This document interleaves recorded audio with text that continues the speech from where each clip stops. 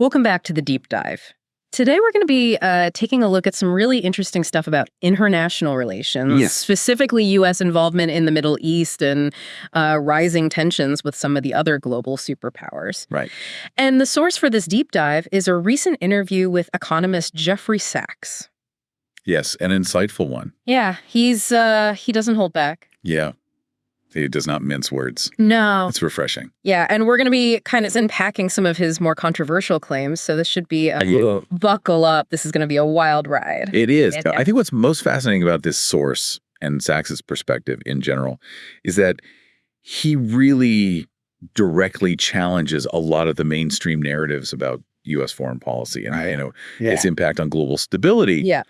And he connects these seemingly disparate events. Mm-hmm. Things that you might hear about on the news and think, oh, those are totally unrelated. He sort of weaves them together and reveals this larger pattern of interventionism. Yeah. And then, the potential consequences of that for everybody's security. For the whole world. The whole world, exactly. Yeah. So Sachs comes right out of the gate and drops this bombshell about a so-called 7 wars in 5 years plan. Yeah. Which was supposedly presented to General Wesley Clark after 9/11. Right. And outlined 7 intended wars in the Middle East. Yes. And Sachs claims that 6 out of the 7 have already happened. Lebanon, Syria, Iraq, Libya, Somalia, and Sudan. That's right. With the 7th target being Iran. Potentially. Yeah. Yeah. It's a pretty shocking claim. Yeah. To say the least. And if true, it suggests a deliberate long-term strategy to reshape the entire region. Yeah. Which Sachs then links to this concept of clean break. Right. Have you heard of this? Yeah. Clean break is a policy document that kind of advocates for a more assertive Israeli foreign policy. That's right. Which could include reshaping the Middle East to align with Israeli interests. Exactly. So it gets into this question of, are these conflicts really about, U.S. interests, or are they serving the interests of, another nation? Yeah. It's a question worth asking. Yeah. So then Sachs makes another really bold claim, which is that U.S. foreign policy in the Middle East has been heavily influenced by Israeli interests. Yes. And specifically those advocated by Benjamin Netanyahu. Mm-hmm. And he even goes so far as to mention a powerful Israel lobby. Yeah, this is getting into some controversial territory. Oh, yeah. But it does raise these serious questions about the motivations behind U.S. interventions. Yeah. Are we truly acting in our own best interest as a nation, or are we serving the interests of, another country? Right. And who benefits, really? Exactly. Yeah, that's a really important question. It is. Okay, so Sachs also goes after the lack of transparency around regime change operations. Yeah, there's a lot of shadowy stuff going on. Yeah, it's definitely murky water. Definitely. And he specifically calls out the demonization of leaders like Bashar al-Assad in Syria. Yeah. This raises a crucial point about the role of media in shaping public perception. Yeah. I mean, are we really getting an objective view of these conflicts? Right. Or are we being fed, a very specific narrative designed to justify intervention? We really have to critically examine the information that we're given and question the justifications. Yeah, for sure. That are being presented for, sending troops in and all of that. Absolutely. Really consider the sources. And what's the agenda? Yeah, what's the agenda exactly? Okay, so Sachs doesn't stop there. Of course not. This is Jeffrey Sachs we're talking about. Right. He takes it even further and points to what he calls the deep state. Oh, yeah. This network of unelected officials and powerful interests that he claims are really the ones driving policy behind the scenes. Right. Pulling the strings. Yeah. And he's concerned about the lack of accountability. Of course. And democratic oversight in these decisions. Yeah. I mean, if these unelected officials are making decisions that affect the entire world, shouldn't we at least know who they are and what their motivations are? Yeah, absolutely. And how do we hold them accountable if we don't even know who they are? Exactly. Yeah, that's a scary thought. It is a little bit Orwellian, isn't it? Yeah, it is. So this ties into the concerns that have been raised by, many people about the influence of the military-industrial complex. Right. And intelligence agencies on U.S. foreign policy. Yeah, and if these entities are operating with very little transparency or accountability, right, then it raises some really serious questions about, the direction of U.S. foreign policy. Yeah, I mean, are we really a democracy if a small group of unelected individuals are making decisions that affect the lives of millions of people around the world? Yeah. It's a question worth asking. It is. For sure. For sure. And it's not just the Middle East that Sachs is worried about. Yeah, he's not just focused on one region. No, he's taking a global view. Yeah, and he's sounding the alarm about escalating tensions with Russia and China, arguing that the U.S. pursuit of global primacy is a dangerous and unsustainable path. Yeah, I mean, we live in a multipolar world now. Yeah. The days of U.S. unipolarity are over. Right. And trying to cling to that idea of global dominance is only going to lead to more conflict. Yeah, and I mean, we have to think about the potential consequences of that. Exactly. I mean, we're talking about the possibility of a nuclear war. Right, the stakes are incredibly high. Yeah, it doesn't get much higher than that. No, it doesn't. And we also have to consider the economic and geopolitical fallout of a conflict with these superpowers. Yeah. I mean, the consequences would be felt by everyone on the planet. Absolutely. It's a sobering thought. Yeah. So it sounds like Sachs is painting a pretty bleak picture of the current state of global affairs. He's not sugarcoating anything, that's for sure. No, but he does offer some potential solutions. Okay, so there's some hope. Yeah, there's always hope. Good. He believes that declassification is crucial. Declassification of what specifically? He specifically mentions 9/11, the origins of the COVID-19 pandemic, and the Nord Stream pipeline sabotage. Wow, those are some major events. Yeah. He argues that revealing the truth about these events, No matter how uncomfortable. no matter how uncomfortable, is vital for accountability and rebuilding public trust. It's hard to argue with that. I mean, if we want to move forward as a society, Right. we need to know what happened in the past. Yeah. And who is responsible? Exactly. Okay, so imagine the impact of bringing all of these secrets to light. I mean, it could completely change public perception. Yeah, and it could potentially force those in power to be more accountable for their actions. Absolutely. Yeah, and Sachs doesn't just stop there. He goes even further. He goes a step further and advocates for pardoning Edward Snowden and Julian Assange. Wow, he's really going for it. Yeah, he is. So he's saying that Snowden and Assange should be pardoned. Yeah, he argues that they are heroes who exposed government wrongdoing and provided crucial information to the public. A controversial stance. For sure, but it does bring up this important debate about the role of whistleblowers in a free society. Are they criminals?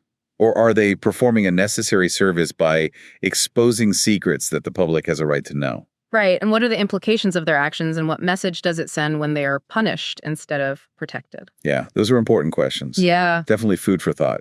So Sachs sees a glimmer of hope for change with the incoming administration. Okay, what makes him think that? He points to Tulsi Gabbard's nomination as Director of National Intelligence as a potential sign of positive change. Interesting choice. He emphasizes the importance of her confirmation, and he even brings up the opposition she faces from within the intelligence community. Yeah, that's not surprising. He sees this resistance as a testament to her commitment to truth and accountability. So her potential appointment could really signal a shift away from the status quo. Yeah, potentially. It's worth considering what impact her leadership might have on U.S. foreign policy. Could this be the course correction that Sachs is hoping for? Maybe. Let's wait and see. Yeah, time will tell. So how does Sachs believe we can actually achieve peace? He advocates for direct negotiations with Russia, China, and Iran. Okay, so he's talking about engaging with those that we consider our adversaries. Yeah, and pushing for a move away from military interventionism and towards diplomacy. So a more peaceful approach. Yeah.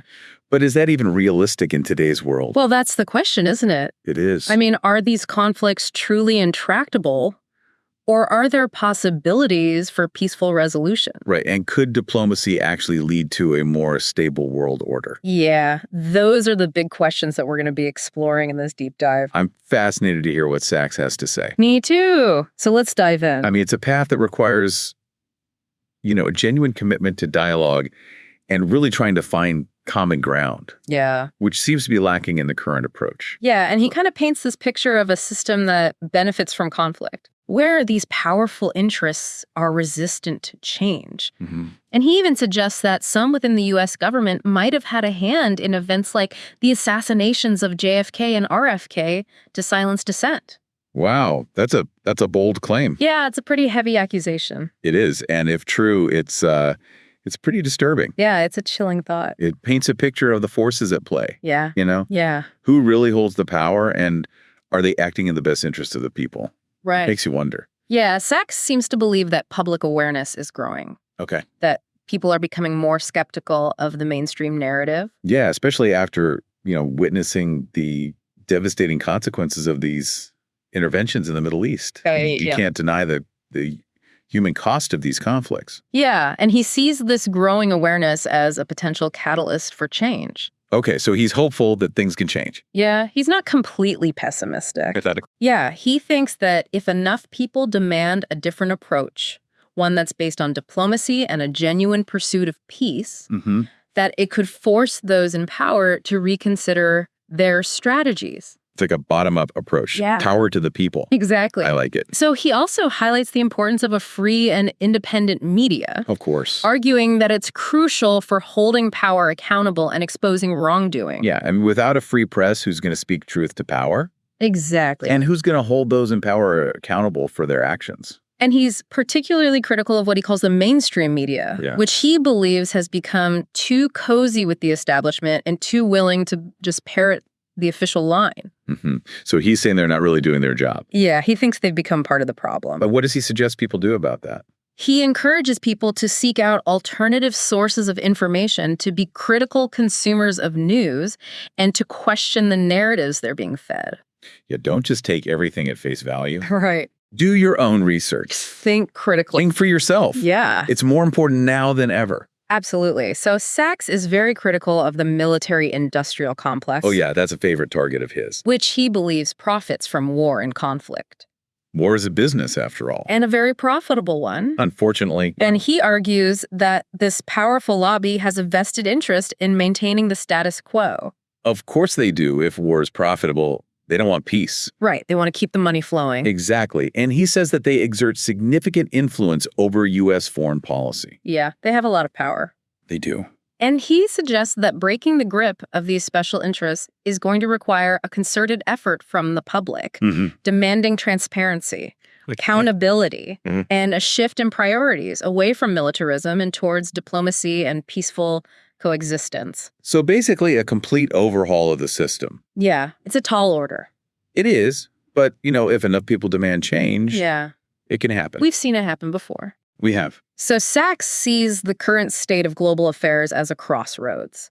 Yeah. He believes that the U.S. is at a pivotal moment where it can choose to continue down this path of militarism and confrontation, or it can choose a different path, one based on diplomacy, cooperation, and a genuine respect for other nations. So he's saying that we have a choice to make. Yeah, a very important choice. And what does he think will happen if we continue down the current path? He argues that clinging to the pursuit of global dominance is not only morally wrong, but also ultimately self-defeating. He says, in a world of multiple superpowers, attempting to dictate terms to others will inevitably lead to resistance, resentment, and ultimately more conflict. There's a recipe for disaster. Yeah, it's not sustainable. No, it's not. And he suggests that the U.S. could learn a valuable lesson from its own history. Okay, in what way? He recalls that the country was founded on these principles of self-determination and a rejection of imperial rule. And he believes that by embracing these principles on a global scale, the U.S. could play a positive role in creating a more just and equitable world order. So basically leading by example. Yeah, practicing what we preach. I like it. He envisions a world where nations work together to address common challenges like climate change, poverty, and pandemics. Instead of competing for resources and influence. Right, working together instead of against each other. That's a nice thought. Yeah, it is. So he's saying that true security comes not from military might. Right. But from cooperation and mutual respect. Exactly. That's a powerful message. Yeah, it is. But wouldn't stepping back from global dominance create a vacuum that other potentially less benevolent actors might rush to fill? That's a common concern. It is. But Sachs argues that it's based on a flawed premise. Okay. He believes that a world order based on cooperation and mutual respect would actually be more stable and secure than the current system, which is based on competition, fear, and mistrust. It makes sense when you think about it. Yeah, it does. I mean, if everyone feels like they're being treated fairly, they're less likely to resort to violence. And Sachs also highlights the growing economic interdependence of nations. Okay. Arguing that it creates a powerful incentive for peaceful coexistence. In today's interconnected world, conflict is bad for business. Yeah, nobody wins in a war. No, especially not in the 21st century. Nations that choose cooperation and stability are more likely to attract investment, create jobs, and improve the lives of their citizens. So it's in everyone's best interest to work together. Yeah, Sachs believes that this economic reality could be a powerful driver of peace. So he's saying that peace is not just a moral imperative, it's also an economic one. Exactly. That's a compelling argument. It is. So how do we get from where we are now on the brink of potential global conflict to this vision of a peaceful and cooperative world? That's $1 million question. Yeah, Sachs offers some concrete suggestions, but are they realistic? I guess that's what we need to figure out. He acknowledges that it won't be easy, but he believes it's possible. Okay. He argues that it starts with a fundamental shift in mindset, a move away from the fear-based thinking that drives so much of foreign policy. Yeah, we need to stop seeing the world as a zero-sum game. Right. Where one nation's gain is another nation's loss. He urges us to embrace diplomacy, to engage in open and honest dialogue with other nations, and to seek common ground. Talking is always a good start. Right, communication is key. He believes that by understanding the perspectives of others and recognizing that their interests are not necessarily opposed to our own, we can build relationships based on trust and mutual respect. Yeah, and he also stresses the importance of listening. Listening? Yeah, not just to our allies, but also to our adversaries. That's an important point. He argues that only by understanding the motivations and concerns of others can we hope to find solutions that work for everyone. Makes sense. Sachs acknowledges that there will be resistance to change, that those who benefit from the current system will fight to maintain their power. Right. They won't give up without a fight. He's not naive about the challenges ahead. Good. But he remains optimistic. Okay, why is that? He believes that the growing public awareness of the flaws in the system, coupled with the increasing economic interdependence of nations, could create the conditions for a fundamental shift in global politics. So he's saying that the stars are aligning? Yeah, potentially. Interesting. He believes that if enough people demand a different approach, one based on diplomacy, cooperation, and a genuine commitment to peace, it could force those in power to reconsider their strategies. So people power. Yeah, people power. I like it. He reminds us that the stakes couldn't be higher. No, they couldn't. The choices we make today will shape the future of our world. For generations to come. For generations to come. That's a sobering thought. Yeah, it is. So he's urging us to choose wisely. Yeah, to choose peace over conflict, diplomacy over war, and cooperation over confrontation. Those are good choices. Yeah, they are. He believes that if we choose to believe that a better world is possible, then perhaps we can make that vision a reality. Sachs's vision of a peaceful and cooperative world is certainly ambitious. It is. But it's also deeply inspiring. It is. He challenges us to think beyond the current paradigm of conflict and confrontation. Right. And to imagine a future where dialogue, understanding, and cooperation prevail. It's a beautiful vision. It is. But how do we get there? Yeah. What are the specific actions he recommends? And what can we do as individuals to contribute to this effort? Well, Sachs actually gets pretty specific. Oh, does he? Yeah, about the steps he believes are crucial for achieving, lasting peace. Okay, lay at me. Okay, so he starts with, I think, the most pressing issue right now, the war in Ukraine. Right. And he's adamant that the U.S. should stop fueling the conflict by sending weapons. Okay. And instead prioritize a negotiated settlement. So he's saying stop adding fuel to the fire. Yeah. And try to put it out through diplomacy. Exactly. And he argues that, continuing to arm Ukraine only prolongs the suffering. Of course. And increases the risk of this wider conflict, potentially even a nuclear war. Yeah, the stakes are incredibly high. And he believes that the U.S. should be using its influence to push for a ceasefire and a negotiated settlement that addresses the, legitimate security concerns of all parties involved. Right. So everyone feels like they're being heard. Exactly. Their interests are being taken into account. So he also calls for a reevaluation of U.S. relations with Russia. Okay. Arguing that this kind of blanket demonization of the entire country and its leadership is not only unproductive, but dangerous. Right. I mean, it just creates more animosity. Yeah, and it makes it harder to find common ground. Exactly. And he believes that meaningful dialogue with Russia is essential to reducing tensions. Okay. And preventing future conflicts. Makes sense. And he emphasizes the importance of understanding Russia's perspective, particularly its security concerns regarding NATO expansion. Right. They've been pretty vocal about that. Yeah, and he's saying, we need to find ways to address those concerns through diplomacy and mutual respect. So basically put ourselves in their shoes. Exactly. Try to see things from their point of view. It's not about agreeing with them. Right. It's about understanding where they're coming from. Exactly. So what about China? Well, he advocates for a more balanced approach towards China. Okay. Acknowledging, the concerns about its growing economic and military power. Right. But he cautions against viewing China solely as a threat. So he's saying don't just focus on the negative. Right. And he believes that cooperation with China is essential to tackling these big global challenges like climate change, and that fostering economic ties can create these shared interests that could, reduce the likelihood of conflict. Yeah. He argues that a confrontational approach, on the other hand, is only going to lead to a dangerous escalation of tensions. So he's advocating for engagement, not isolation. Exactly. And Sachs is very critical of what he calls the militaristic approach to foreign policy, arguing that it's counterproductive and often leads to these unintended consequences. Like what? Well, he points to the wars in Iraq and Afghanistan as prime examples, arguing that these interventions not only destabilized the region, but also created these breeding grounds for terrorism. Right, so it backfired. Yeah. And he believes that the U.S. needs to move away from this reliance on military force and embrace a more diplomatic and cooperative approach to international relations. Right, so less guns, more talking. Exactly. Makes sense to me. Okay, so what about the Middle East? Well, that's a whole other can of worms. Yeah, he definitely has some strong opinions about U.S. involvement in that region. I bet he does. He's very critical of U.S. interventionism in the Middle East, arguing that it's often been counterproductive and has fueled instability and conflict. Yeah, I mean, look at the current state of the region. Exactly. It's pretty chaotic. Yeah, and he believes that the U.S. should disengage from the various conflicts in the region and instead focus on supporting a two-state solution between Israel and Palestine. Right.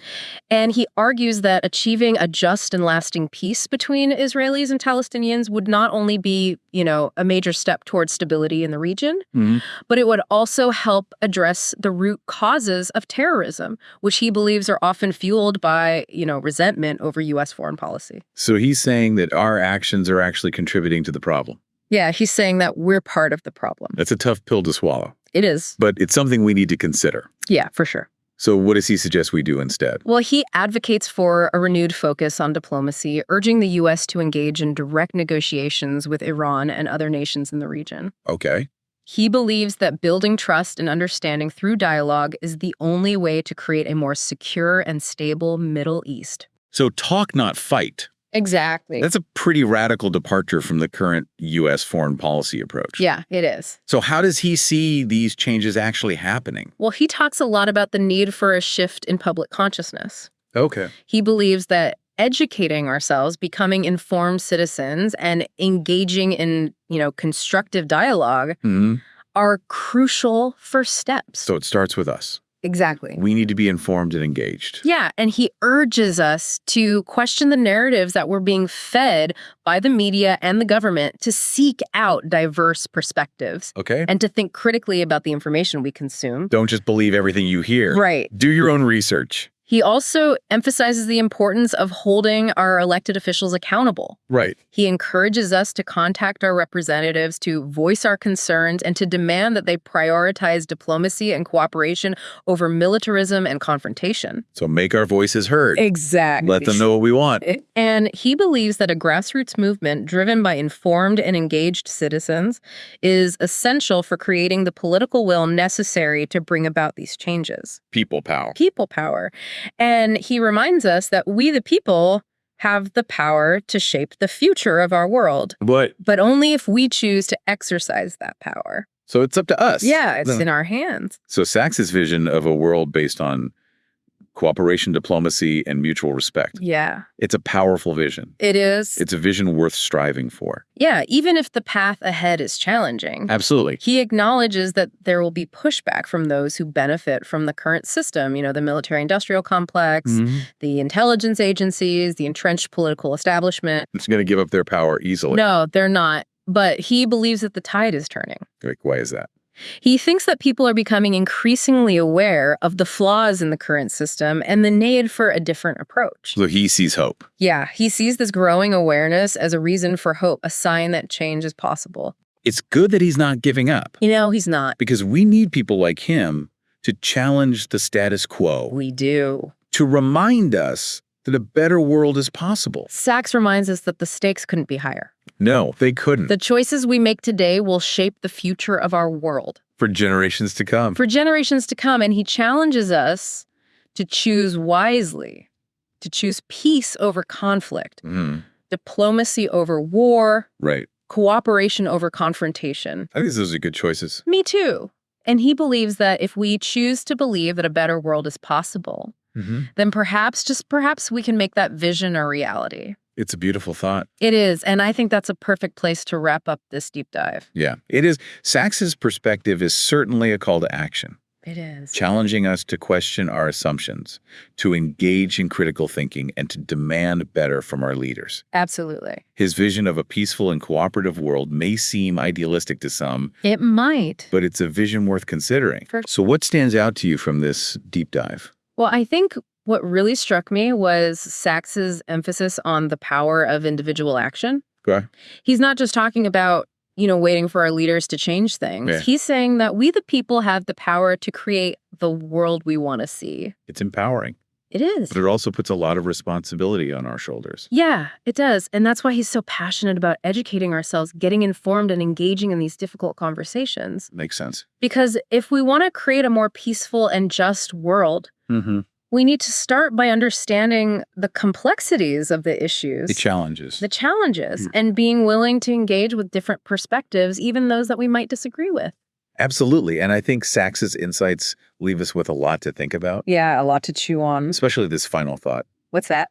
What if the key to a more peaceful and just world lies not in military might or economic dominance, but in our willingness to understand, to empathize, and to cooperate with one another? That's a powerful thought. It is. And perhaps the greatest threat to our collective future isn't some external enemy. Okay. But our own fear, our own greed, and our own unwillingness to embrace a different way of being in the world. That's something to really reflect on. It is. So thank you for joining us for this deep dive. It's been a pleasure as always. And we'll see you next time.